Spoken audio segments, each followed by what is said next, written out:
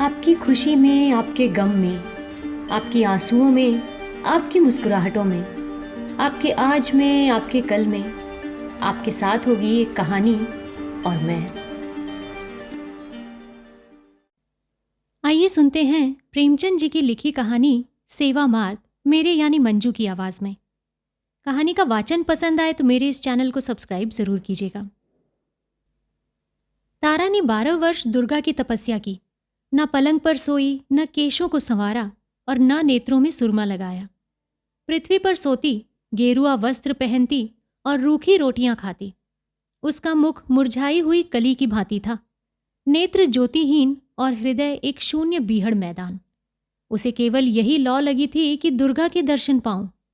शरीर मोमबत्ती की तरह घुलता था, पर ये लौ दिल से नहीं जाती। यही उसकी इच्छा थी, यही उसका जीवनोद्देश्य था। क्या तू सारा जीवन रो रो कर काटेगी? इस समय के देवता पत्थर के होते हैं। पत्थर को भी कभी किसी ने पिघलते देखा है? देख, तेरी सखियां पुष्प की भांति विकसित हो रही हैं, नदी की तरह बढ़ रही हैं। क्या तुझे मुझ पर दया नहीं आती? तारा कहती, माता, अब तो जो लगन लगी वो लगी। या तो देवी के दर्शन पाऊंगी या यही इच्छा लिए संसार से प्रयाण कर जाऊंगी। तुम समझ लो, मैं मर गई। इस प्रकार पूरे 12 वर्ष व्यतीत हो गए और तब देवी प्रसन्न हुई। रात्रि का समय था। चारों ओर सन्नाटा छाया हुआ था। मंदिर में एक धुंधला सा घी का दीपक जल रहा था। तारा दुर्गा के पैरों पर माथा नवाए सच्ची भक्ति का परिचय दे रही थी। एकाएक उस पाषाण मूर्ति देवी के तन में स्फूर्ति प्रकट हुई। तारा के रोंगटे खड़े हो गए। वो धुंधला दीपक दे दीप्यमान हो गया। मंदिर में चित्ताकर्षक सुगंध फैल गई और वायु में सजीवता प्रतीत होने लगी। देवी का उज्जवल रूप चंद्रमा की भांति चमकने लगा। ज्योतिमय नेत्र जगमगा उठे, होठ खुल गए। आवाज आई, तारा, मैं तुमसे बहुत प्रसन्न हूं। मांग, क्या वर मांगती है? तारा खड़ी हो गई। उसका शरीर इस भांति कांप रहा था जैसे प्रातःकाल के समय कंपित स्वर में किसी कृषक के गाने की ध्वनि। उसे मालूम हो रहा था मानो वो वायु में उड़ी जा रही है। उसे अपने हृदय में उच्च विचार और पूर्ण प्रकाश का आभास प्रतीत हो रहा था। उसने दोनों हाथ जोड़कर भक्ति भाव से कहा, भगवती, तुमने मेरी 12 वर्ष की तपस्या पूरी की। किस मुख से तुम्हारा गुणानुवाद गाऊं? मुझे संसार की वो अलभ्य वस्तुएं प्रदान हो जो इच्छाओं की सीमा और मेरी अभिलाषाओं का अंत है। मैं वो ऐश्वर्य चाहती हूं जो सूर्य को भी मात कर दे। देवी ने मुस्कुराकर कहा, स्वीकृत है। तारा, वो धन जो काल चक्र को भी लज्जित करे। देवी ने मुस्कुराकर कहा, स्वीकृत है। तारा, वो सौंदर्य जो अद्वितीय हो। देवी ने फिर से मुस्कुराकर कहा, ये भी स्वीकृत है। तारा कुंवरी ने शेष रात्रि जागकर व्यतीत की। प्रभात काल के समय उसकी आंखें क्षणभर के लिए झपक गईं। जागी तो देखा कि मैं सिर से पांव तक हीरे और जवाहरातों से लदी हूं। उसके विशाल भवन के कलश आकाश से बातें कर रहे थे।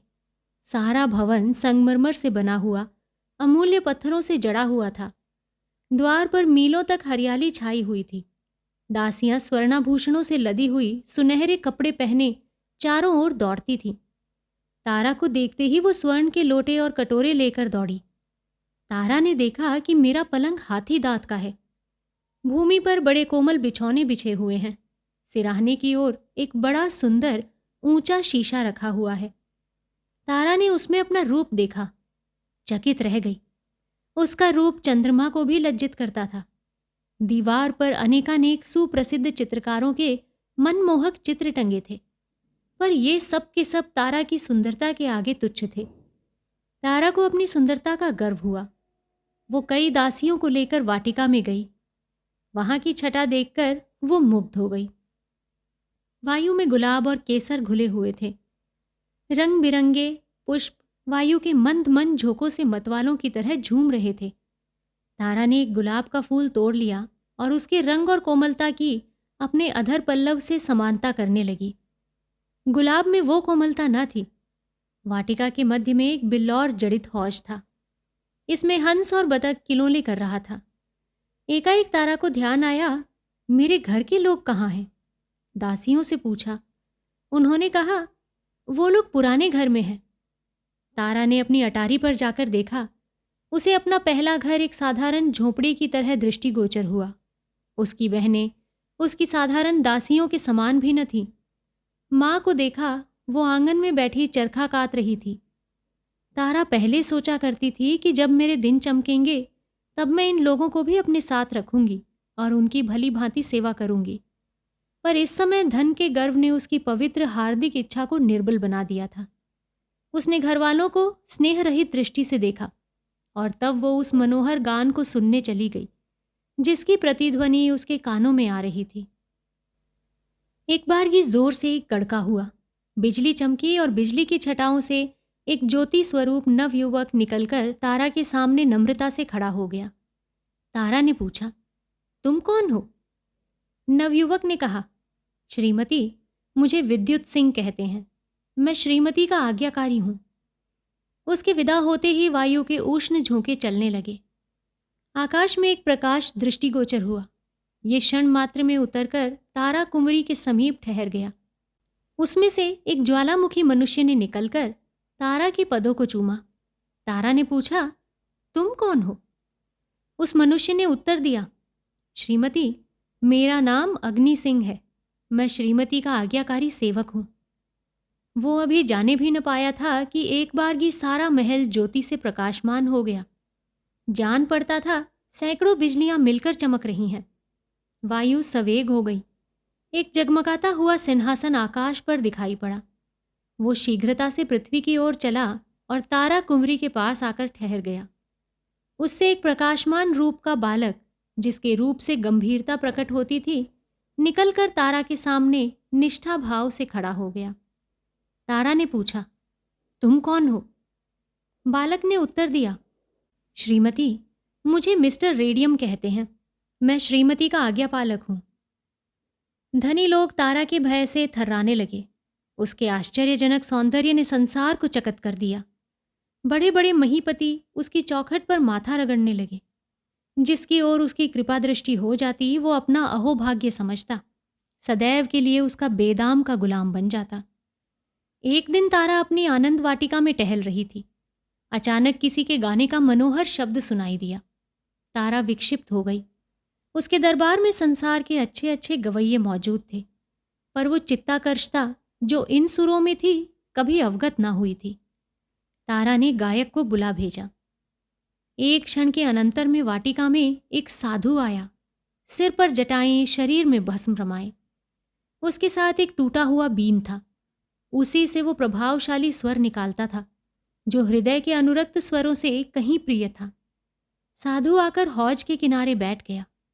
उसने तारा के सामने शिष्ट भाव नहीं दिखाया, आश्चर्य से इधर उधर दृष्टि नहीं डाली।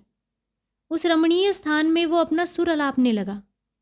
तारा का चित्त विचलित हो उठा। दिल में अनुराग का संचार हुआ।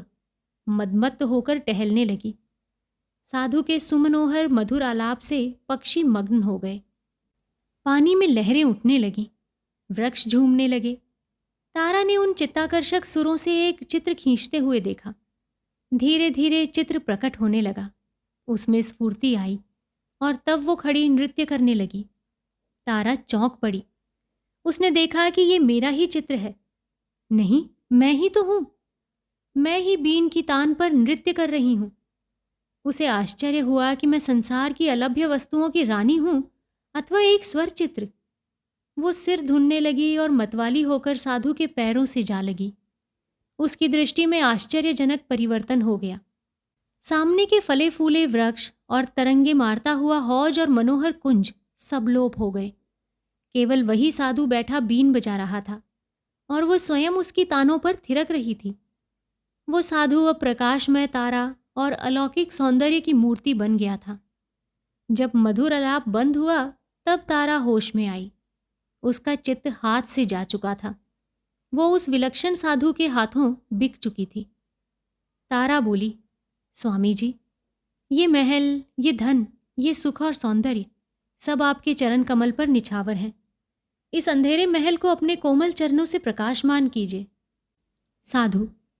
साधुओं को महल और धन से क्या काम? मैं इस घर में नहीं ठहर सकता। तारा, संसार के सारे सुख आपके लिए उपस्थित हैं। साधु, मुझे सुखों की कामना नहीं। तारा, मैं आजीवन आपकी दासी रहूंगी। ये कहकर तारा ने आईने में अपने अलौकिक सौंदर्य की छटा देखी और उसके नेत्रों में चंचलता आ गई। साधु, तारा कुंवरी, मैं इस योग्य नहीं हूं। ये कहकर साधु ने बीन उठाई और द्वार की ओर चला। तारा का गर्व टूक टूक हो गया। लज्जा से उसका सिर झुक गया। वो मूर्छित होकर भूमि पर गिर पड़ी। मन में सोचा, मैं धन में, ऐश्वर्य में, सौंदर्य में जो अपनी समता नहीं रखती, एक साधु की दृष्टि में इतनी तुच्छ। तारा को अब किसी प्रकार चैन नहीं था। उसे अपना भवन और ऐश्वर्य भयानक मालूम होने लगा। बस साधु का एक चंद्र स्वरूप उसकी आंखों में नाच रहा था और उसका स्वर्गीय गान कानों में गूंज रहा था। उसने अपने गुप्तचरों को बुलाया और साधु का पता लगाने की आज्ञा दी। बहुत छानबीन के पश्चात उसकी कुटी का पता लगा। तारा नित्य प्रति वायुयान पर बैठकर साधु के पास जाती। कभी उस पर लाल जवाहर लुटाती, कभी रत्न और आभूषण की छटा दिखाती, पर साधु इससे तनिक विचलित न हुआ। तारा के माया जाल का उस पर कुछ भी असर न हुआ। तब तारा कुंवरी फिर दुर्गा के मंदिर में गई और देवी के चरणों पर सिर रखकर बोली, माता, तुमने मुझे संसार के सारे दुर्लभ पदार्थ प्रदान किए। मैंने समझा था कि ऐश्वर्य में संसार को दास बना लेने की शक्ति है, पर मुझे अब ज्ञात हुआ कि प्रेम पर ऐश्वर्य, सौंदर्य और वैभव का कुछ भी अधिकार नहीं। अब एक बार मुझ पर वही कृपा दृष्टि हो। कुछ ऐसा कीजिए कि जिस निष्ठुर के प्रेम में मैं मरी जा रही हूँ, उसे भी मुझे देखे बिना चैन ना आए। उसकी आंखों में भी नींद हराम हो जाए, वो भी मेरे प्रेम मद में चूर हो जाए। देवी के होठ खुले, मुस्कुराई। उसके अधर पल्लव विकसित हुए। बोली, तारा, मैं संसार के पदार्थ प्रदान कर सकती हूँ, पर स्वर्ग सुख मेरी शक्ति से बाहर है। प्रेम स्वर्ग सुख का मूल है। तारा, माता, संसार के सारे ऐश्वर्य मुझे जंजाल जान पड़ते हैं। बताइए, मैं अपने प्रेम को कैसे पाऊंगी? देवी, उसका एक ही मार्ग है, पर है बहुत कठिन। भला तुम उस पर चल सकोगी? तारा, वो कितना भी कठिन हो, मैं उस मार्ग का अवलंबन अवश्य करूंगी। देवी, अच्छा तो सुनो, वो सेवा मार्ग है। सेवा करो, प्रेम सेवा ही से मिलता है। तारा ने अपने बहुमूल्य जड़ाऊ आभूषणों और रंगीन वस्त्रों को उतार दिया। दासियों से विदा हुई, राजभवन को त्याग दिया। अकेले नंगे पैर साधु की कुटी में चली आई और सेवा मार्ग का अवलंबन किया। वो कुछ रात रहे उठती, कुटी में झाड़ू देती, साधु के लिए गंगा से जल लाती, जंगलों से पुष्प चुनती। साधु नींद में होते तो वो उन्हें पंखा झलती। जंगली फल तोड़ लाती और केले के पत्तल बनाकर साधु के सम्मुख रखती। साधु नदी में स्नान करने जाया करते थे। तारा रास्ते से कंकर चुनती। उसने कुटी के चारों ओर पुष्प लगाए। गंगा से पानी लाकर सींचती, उन्हें हरा भरा देखकर प्रसन्न होती। उसने मदार की रुई बटोरी, साधु के लिए नर्म गद्दे तैयार किए। अब और कोई कामना न थी। सेवा स्वयं अपना पुरस्कार और फल थी। तारा को कई कई दिन उपवास करना पड़ता। हाथों में गट्टे पड़ गए, पैर कांटों से छलनी हो गए, धूप से कोमल गात मुरझा गया, गुलाब सा बदन सूख गया। पर उसके हृदय में अब स्वार्थ और गर्व का शासन न था। वहां अब प्रेम का राज था। वहां अब उस सेवा की लगन थी जिससे कलुषता की जगह आनंद का स्रोत बहता और कांटे पुष्प बन जाते हैं। जहां अश्रुधारा की जगह नेत्रों से अमृत जल की वर्षा होती और दुख विलाप की जगह आनंद के राग निकलते हैं। जहां के पत्थर रुई से ज्यादा कोमल हैं और शीतल वायु से भी मनोहर। तारा भूल गई कि मैं सौंदर्य में अद्वितीय हूं। धन विलासिनी तारा अब केवल प्रेम की दासी थी। साधु को वन के खगों और मृगों से प्रेम था। वो कुटी के पास एकत्रित हो जाते। तारा उन्हें पानी पिलाती, दाने चुगाती, गोद में लेकर उनका दुलार करती। विषधर सांप और भयानक जंतु उसके प्रेम के प्रभाव से उसके सेवक हो गए थे। बहुधा रोगी मनुष्य साधु के आशीर्वाद लेने आते थे। तारा रोगियों की सेवा शुश्रूषा करती, जंगल से जड़ी बूटियां ढूंढ लाती, उनके लिए औषधि बनाती, उनके घाव धोती, घावों पर मरहम रखती, रात भर बैठी बैठी उन्हें पंखा झलती। साधु के आशीर्वाद को उसकी सेवा प्रभाव युक्त बना देती थी। इस प्रकार कितने ही वर्ष बीत गए। गर्मी के दिन थे। पृथ्वी तवे की तरह जल रही थी। हरे भरे वृक्ष सूखे जाते थे। गंगा गर्मी से सिमट गई थी। तारा को पानी के लिए बहुत दूर रेत में चलना पड़ता था। उसका कोमल अंग चूर चूर हो जाता। जलती हुई रेत में तलवे भुन जाते। इसी दशा में एक दिन वो हताश होकर एक वृक्ष के नीचे क्षण भर दम लेने के लिए बैठ गई। उसके नेत्र बंद हो गए। उसने देखा, देवी मेरे सम्मुख खड़ी कृपा दृष्टि से मुझे देख रही हैं। तारा ने दौड़कर उनके पदों को चूमा। देवी ने पूछा, तारा, तेरी अभिलाषा पूरी हुई? तारा, हाँ माता, मेरी अभिलाषा पूरी हुई। देवी, तुझे प्रेम मिल गया? तारा, नहीं माता, मुझे उससे भी उत्तम पदार्थ मिल गया। मुझे प्रेम के हीरे के बदले सेवा का पारस मिल गया। मुझे ज्ञात हुआ है कि प्रेम सेवा का चाकर है। सेवा के सामने सिर झुकाकर अब मैं प्रेम भिक्षा नहीं चाहती। अब मुझे किसी दूसरे सुख की अभिलाषा नहीं। सेवा ने मुझे आदर, सुख सबसे निवृत्त कर दिया। देवी इस बार मुस्कुराई नहीं।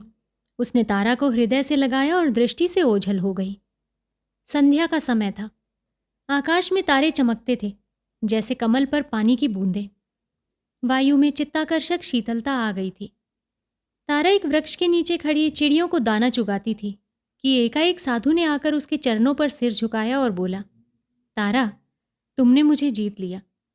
तुम्हारा ऐश्वर्य, धन और सौंदर्य जो कुछ न कर सका वो तुम्हारी सेवा ने कर दिखाया। तुमने मुझे अपने प्रेम में आसक्त कर लिया। अब मैं तुम्हारा दास हूँ। बोलो, तुम मुझसे क्या चाहती हो? तुम्हारे संकेत पर अब मैं अपना योग और वैराग्य सब कुछ न्योछावर कर देने के लिए प्रस्तुत हूँ। तारा, स्वामी जी, मुझे अब कोई इच्छा नहीं। मैं केवल सेवा की आज्ञा चाहती हूँ। साधु, मैं दिखा दूंगा कि ऐसे योग साधकर मनुष्य का हृदय भी निर्जीव नहीं होता। मैं भंवरे के सदृश तुम्हारे सौंदर्य पर मंडराऊंगा। पपीहे की तरह तुम्हारे प्रेम की रट लगाऊंगा। हम दोनों प्रेम की नौका पर ऐश्वर्य और वैभव की नदी की सैर करेंगे। प्रेम कुंजों में बैठकर प्रेम चर्चा करेंगे और आनंद के मनोहर राग गाएंगे। तारा ने कहा, स्वामी जी, सेवा मार्ग पर चलकर मैं सब अभिलाषाओं से परे हो गई हूँ। अब हृदय में और कोई इच्छा शेष नहीं है। साधु ने इन शब्दों को सुना, तारा के चरणों पर माथा नवाया और गंगा की ओर चल दिया। तो दोस्तों, त्याग और सेवा से ओतप्रोत ये कहानी आपको कैसी लगी, मुझे कमेंट सेक्शन में ज़रूर बताइएगा। दोस्तों, इंसान अपने जीवन में कई बार अनेकों चीज़ों के पीछे भागता रहता है। जिसके पास साइकिल है उसको कार चाहिए, जिसके पास कार है वो तमन्ना करता है कि वो हवाई जहाज़ में घूमे। अगर इसे सीधे शब्दों में कहें तो जिसके पास में जो चीज़ अभी है उसके मन में उसे लेकर कभी संतोष नहीं रहता। साइकिल वाले को अगर स्कूटर मिल जाए तो भी वो उस स्कूटर की खुशी के बजाय ये सोचने लगता है कि काश एक गाड़ी होती। तो इसी तरीके से दोस्तों, अपने मन की चंचलता पर काबू पाना हमारा काम है। जिसने भी अपने मन की इस चंचलता और चपलता पर काबू पा लिया वो इंसान दुनिया में सबसे ज़्यादा संतोषी होकर रहता है। और संतोष ही सबसे बड़ा धन है। मन में अगर संतोष होगा तो हम कभी भी दुनिया में इधर उधर चीज़ों के पीछे नहीं भागेंगे। इसी प्रकार तारा ने भी पहले जब कल्पना की तो उसे धन, दौलत, गहना, सोना, पता नहीं क्या क्या चाहिए था। लेकिन जब उसे ये सब कुछ मिल गया तो भी उसे लगा कि मेरे पास अभी भी कुछ है नहीं। और वो चीज़ थी प्रेम। जब वो प्रेम के पीछे भागी तो उस प्रेम को प्राप्त करने के लिए उसने सेवा का मार्ग चुना। और जब उसने सेवा का मार्ग चुना तब उसे पता चला कि हमारे जीवन का उद्देश्य है सेवा करना, बिना किसी इच्छा के, बिना किसी फल के। तो दोस्तों, आशा करती हूँ आप लोग भी अपने अपने जीवन का जो भी उद्देश्य है जिसे आप प्राप्त करना चाहते हैं उसे पहचान कर उसी की तरफ अग्रसर होकर काम करना शुरू करेंगे। जल्दी ही आप लोगों से फिर से मुलाकात होगी एक नई कहानी के साथ। तब तक के लिए आप अपना और अपने पूरे परिवार का ध्यान रखिए, खुश रहिए और स्वस्थ रहिए। नमस्कार।